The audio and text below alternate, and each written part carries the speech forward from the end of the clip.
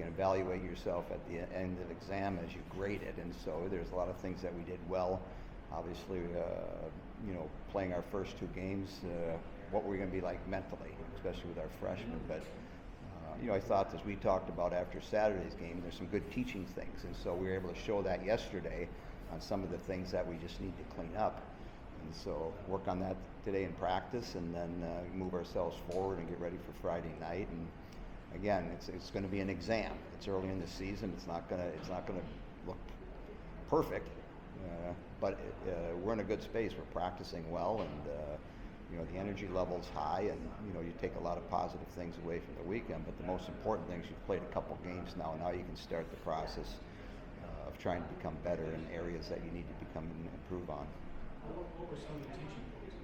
So the teaching points, just understanding, the transition from offense to defense, and then the same thing from defense to offense. And so the quicker you're able to do those things, the better you have a chance to score against some opponents like we played last weekend, where once you get in the offensive zone, we had a lot of puck possession, a lot of things on the perimeter, but how quickly can we get the puck to the net? So in that transition between in the neutral zone or our defensive zone, how quickly can we transition from defending, trying to get the puck back, and then boom, let's go north as quick as we can. Now you got an opportunity to sue, and we did a bunch of it.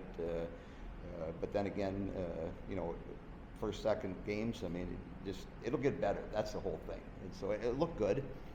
It was sloppy at times, but that's what you expect. And so, as I've said before, that first game for me is always the one that's a little, I don't want to say nerve-wracking, but it just, there's some anxiety just because, can we practice and play the same? We're practicing well, but can we go in the game and play the same way? And so now we've got some information, we've got a couple exams, and now we continue to improve. You have younger defenders, you want them to be aggressive in getting that puck up. Is it just, they have to kind of take that step and be willing to say, I know I have the confidence to do this, just Yep. go do it. Yep, and then the other part of it is communicating, and so we talked about that Friday as we entered that game, especially on our own end. Are we going to communicate and talk? And then again, we were able to show some things like, are we, with our goaltender and our defenseman, are we communicating? So that stuff will all get better as we go through the next set of games. And the big thing in the freshmen, the game's fast right now for the younger players, and eventually that slows down. It might take 2 or 3 games. It might take another week of practice or 2 weeks, but I thought they conducted themselves. They didn't look nervous, which was a real positive sign, and they'll just continue to grow as we play more competition. It's the first road series. How do you guys kind of go about going on the road for the first time this season? Is there any nerves? How do you kind of gauge the expectations? No, I don't think there's nerves involved other than the newness for our younger players. So, September's a challenging month for freshmen, whether they play hockey or whether they play whatever sport here. There's just a lot of things coming at them. You have a new roommate, you're in a new environment, you've started practices with your team, so a lot of things are going on. And now for them, the newness of going on the road. They've heard about how we travel, but now they're going to experience it. So once we get back Saturday night after our game, they'll understand how we fly and how we make ourselves go on the road. So from the game part, the approach is no different. We get ourselves ready to play and try to play up to our capabilities, and try to make some strides in improving in different parts of the game from what we saw this past weekend. This is the first, at least in the regular season anyway, big trip you've had out east for a couple of years. Does that change that thinking on preparation during the week, or add even just a little bit of excitement to just a little bit of a different environment than normal? Well, I think if you're on the road early in the season, that can be a real helpful tool. We talk about chemistry, team bonding. It's good to spend time on the road, so it's a good trip. It's a short trip because we're not going to practice out there Thursday afternoon. We'll fly out in the afternoon and then get up Friday morning, have a pregame skate, and then play Friday at 6, Saturday at 6. So it's a real short road trip, but it'll be exciting for the girls. The weather's decent. It's not the middle of January where it's dark and snowy and roads might be bad or things that you have to deal with. But it'll be good to get a road trip out. We have a bunch of them the first half of the season. We're going to Ohio State, we're at Mankato, we're at St. Cloud, we're at Maine. you know, we've got a bunch of road trips that we're going to have to handle here the first half of the season. But I don't mind that. Eventually, you have to play them. If you have to play them in a short period of time, that's okay too. Is lobster and clam chowder a good pregame or game before game meal? I don't know. We may save that for Maine. I hear the lobsters up in Maine are a little bit better than the ones in Boston. So Well, now you're creating controversy. yeah. Throw that out there, and then there'll be signs when I go to the rink Friday at Railton. But Everything okay with Casey? But you know, it's interesting. It was Rizzione's wedding. I mean, we got out there and 40-gallon garbage cans. He had 2 of them full of lobsters, and I'll tell you what, they were good. They were really good. I mean, as many as you wanted. There they are, 2 40-gallon. Right out. Dad caught them that morning. Boom, brought them in, put them down, and you know, as a Midwesterner, we never ordered lobster. Had lobster now since like butter all over you. It's like delicious. It's awesome.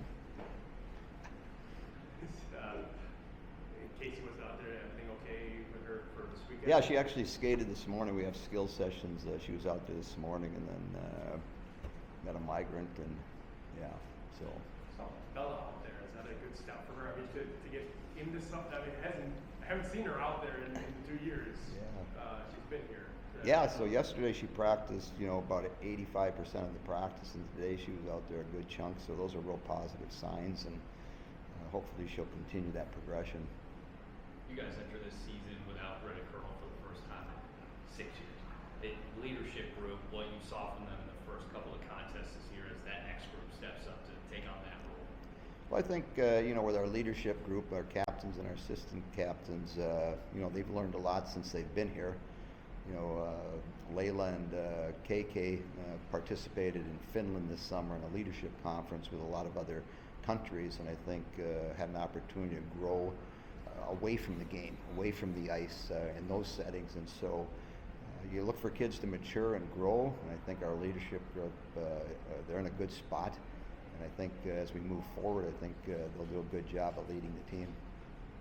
With as much experience and success that you've kind of had, how do you find yourself growing as a coach kind of every single offseason? Maybe what were some of the things that you kind of saw growing, not only with yourself, but with the team itself? Well, I think it's, you know, it's similar to when I played, or you know, the players that you have. If they want to improve, one, they have to continue to work, and then find new things that challenge them. And I think in coaching, it's the same way. You know, I learned a lot from my dad when he was coaching, whether he was coaching here in Wisconsin for the length he did, or when he went to the NHL. And you know, all the successful and coaches that have been around a long time, they continue to learn. The game, you know, continues to change and evolve, and you know, as coaches, you know, it's fun to learn new things, new ways to do things. And so, if you're willing to continue to learn, those things, you know, excite you. And so, you might find something within a part of the game that, you know, in a conversation with a coach in a different venue, it might be a high school coach, it might be an NHL coach, it might be an American League coach, or a junior coach, and you're having a conversation, you know, something goes off, and it's like you have a deep conversation. And say, hey, I'm going to go try that, see how it works. And so I think as a coach, for me, you know, you're always learning. You never know it all, or claim to know it all, because if you get in that space, there's probably time to do something else, because it's a game that's continued to change, and we have to change as coaches too, and how we deal with players, how we deal with situations. And as I said a long time ago, I was fortunate. I played at all different levels. I was involved in different roles on teams. And I think, you know, when I get into a pickle or I'm looking at things, I'm always looking in the perspective of the player. And it might be one of our star players. You know, I was an NHL All-Star at one time.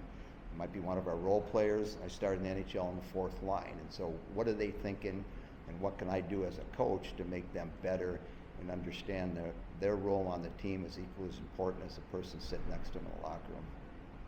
The chemistry, team bonding, obviously that's important and it helps if you're going on the road. But how have you seen that maybe evolve from, you know, first day of practice until, you know, leading up to this week, or even in the off season? Usually you can tell, you know, the energy level over the course of a period of time. You know, is it consistent? Is it relatively high? Do they look like they're excited to come in for practice, because that's what you do. I mean, you're grinding it out in practice, trying to get better. The reward is Friday and Saturday, or Saturday and Sunday when you play games. And so, I saw great energy Friday when we started the game.